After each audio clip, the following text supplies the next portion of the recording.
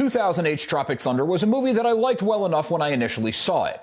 I rewatched it, and the brilliance clicked that second time. For a long time, I rewatched it a couple times a year, and I liked it more and more every single viewing. Watching it again just yesterday after taking a break for a couple years solidified this for me as a comedy classic and my absolute favorite comedy movie of all time. It kicks off straight away with fake trailers and commercials. It sets up who the main cast is gonna be, the tone of the movie, and just how ridiculous of a ride that we're all in for.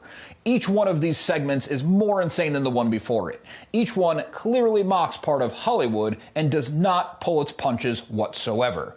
This gimmick was even more powerful in a movie theater as there are no studio logos or title cards or anything indicating that the movie is going, and it takes your brain a couple seconds to catch up. It's still effective with repeat home viewings as it clicks your brain into that mode you need to be in to watch a movie as ridiculous as this.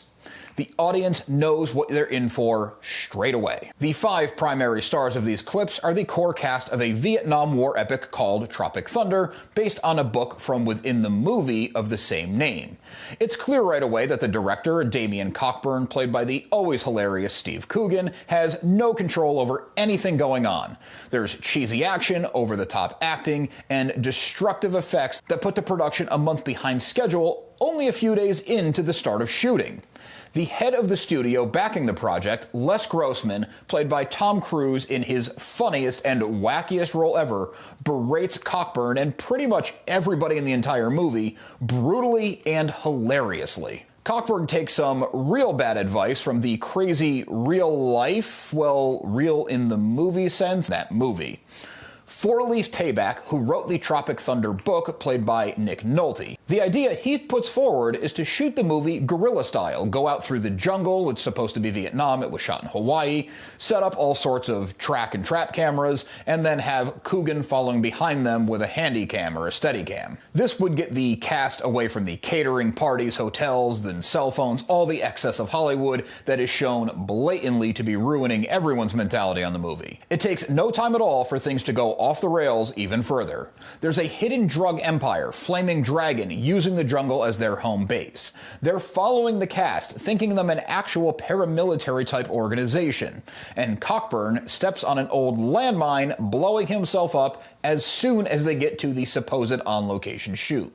Tug Speedman, played by Ben Stiller, who this was a passion project of his, he is playing the in-movie version of Four-Leaf Tayback. He's a washed-up action star who thinks that they're still making the movie despite all the evidence to the contrary. The real Four-Leaf is keeping tabs on them with pyromaniac effects coordinator Cody, played by Danny McBride. I know people have mixed feelings on Danny McBride. He kind of does just one thing. I find his one thing hysterical, so I'm on board. Speedman tries to lead the group, which clearly doesn't respect him, through the scene list. Kirk Lazarus, played by Robert Downey Jr., is an Australian actor who underwent a pigmentation surgery to darken his skin so that he can play a black man in this movie. He doesn't drop his character at all, the contacts, the look, the hair, even the voice he's doing, despite not actually believing that they're still making the movie. The real black guy in the cast, Al Pacino, played by Brandon T. Jackson, doesn't seem to care about the movie as long as he can plug his energy drink brand, Booty Sweat. He does have a real issue, as he should, with Lazarus playing a guy in blackface. Jeff Portnoy, played by Jack Black, is seen as a one-trick pony with his franchise of a fat family that farts a lot. He's trying to be taken more seriously as an actor, but has a crippling heroin addiction. Kevin Sandusky, played by Jay Baruchel, is an aspiring actor whose only previous credit is a herpes commercial. He's the only one who did the work for the movie, including being the only one to read the script or the book. He's with Lazarus that he knows they are no longer making a movie, and he seems to be the only one who acknowledges the real danger that they're in. This band of idiotic misfits runs into Flaming Dragon and barely escapes an ambush, having no idea how close they actually came to capture or death. Grossman is infuriated with the delays in the movie and doesn't care about anything real going on. I don't even think he cares to be aware of it.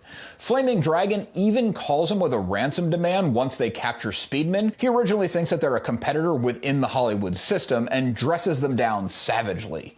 When he learns that they are a heroin-producing gang, he doesn't change his tone one bit, and he still verbally attacks them. He does not care about them, he doesn't care about the movie, he doesn't care about Speedman. He only sees the money and knows that the murder of Speedman would not only be great publicity for this failing movie, but would bail the movie out of its financial hole with the insurance claims alone. The captors recognized Tug Speedman from a very controversial movie that he put a lot of work into and got roasted by critics and audiences for making.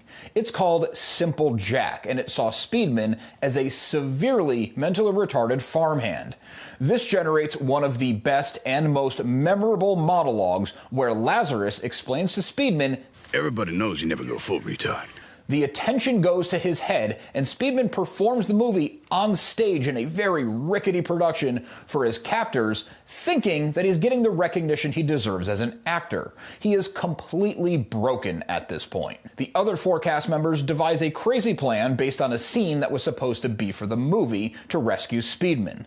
Cody and the real four-leaf Tabak, now exposed as an utter fraud, assist with Cody's ridiculous supply of pyrotechnics and actual bricks of C4.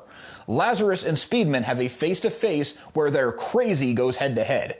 It breaks Lazarus, who admits that he has no idea who he actually is. Despite the confrontational scene, Speedman is still insane and thinks that the gang that has captured him actually likes him. As they make their escape, Speedman is finally woken up when the kid that he saw as his own adoptive son for no real reason at all is literally stabbing him in the back as he runs away from the rest of the pursuing gang. The movie crew tries to flee in a chopper when the child leader of the gang shoots an RPG at it. Matthew McConaughey, who is Speedman's agent and was a hilarious part of the movie through phone calls and little interactions like that, shows up out of nowhere in the middle of Vietnam with a TiVo. He saves the day with a TiVo. The actors return to Hollywood kind of as heroes. The bungled movie Tropic Thunder becomes a smash hit documentary about the ridiculous production behind the failed version of the movie. Each character gets their moment to shine and be true to themselves. Les Grossman is happy he made money and celebrates by Tom Cruise dancing to Ludacris in a fat suit. Okay, I'll admit, this was an incredibly surface-level retelling of the movie. It's hard to mention every single thing. This is one movie where every actor, every line, every bit, every gag, everything going on in the background, it is all picture perfect. Everything lines up, everything pays off, everything belongs exactly where and how it is. To recount the entire thing, I would be here for 10 times longer than the movie's actual runtime, and I would not do it justice. If you haven't seen this or haven't seen it in a long time, it is 100% worth revisiting. There are a ton of insider Hollywood references, a ton of references to the movie-making world, behind-the-scenes kind of things. There are insane cameos. I mean, Tobey Maguire, who was Spider-Man at the time this movie was made, was the biggest he would ever be, does a bizarre 20-second cameo in a hilarious fake trailer. Just everything is incredible.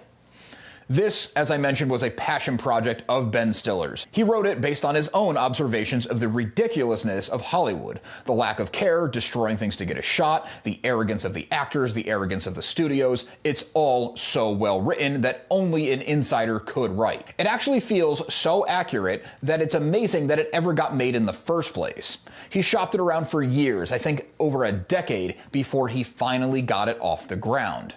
He was constantly revising and updating things as he went. He never put it aside. He never left it alone.